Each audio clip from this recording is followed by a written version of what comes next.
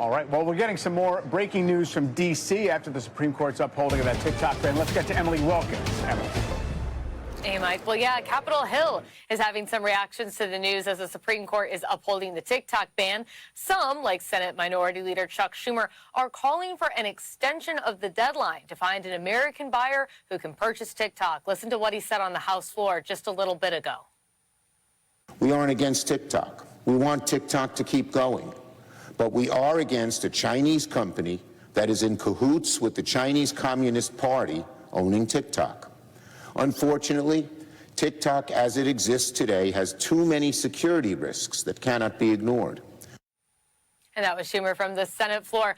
Other lawmakers, they are cheering the court's decision. This includes John Molnar. He's the chair of that House committee of the Chinese Communist Party, and he was one of the folks who really pushed for that initial bill to have this ban on TikTok.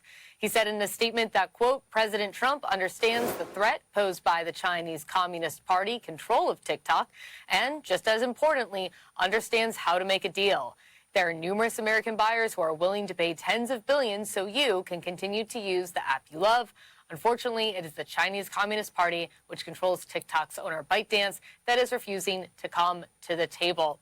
And of course, remember, this was a very popular ban when it passed in the Capitol. The House passed it with 360 members voting for, only 58 voting against. Senate passed with similar margins, 79 lawmakers voting for it. So a lot of support on Capitol Hill to see this banned, to make sure that TikTok divests from China. But at the same point, you can hear a lot of concern from lawmakers, some concerns that their constituents, they want to make sure that they're not blaming them for not having TikTok, but that they are putting the blame for the Chinese Communist Party. And of course, it'll be interesting to see how that plays out over the next couple days. Guys? Right. And Emily, which is exactly why you would imagine lawmakers would focus on, we just need to get this thing divested, because then it protects you on both fronts, kind of be hard against the Chinese as well as allowing people to still use it.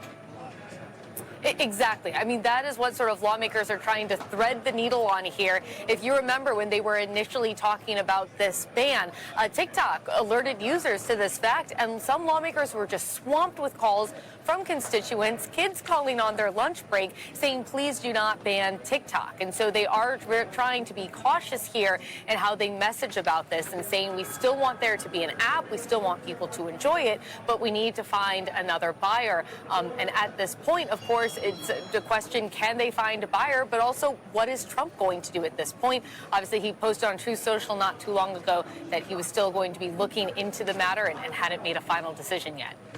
I mean, the win-win would be if Trump can broker some deal with the Chinese to let them get the U.S. business sold into American hands, because the whole point is not to take away TikTok, it's to make it safer for American consumers and not be controlled by the Chinese, and vulnerability of the data that comes with that, hacking, propaganda, and everything else. Yeah. And you wonder what the, what gets handed over in exchange for that type of concession. So that this is I think there's a lot on the table, potentially. No, exactly. Yeah. Emily, thanks so much.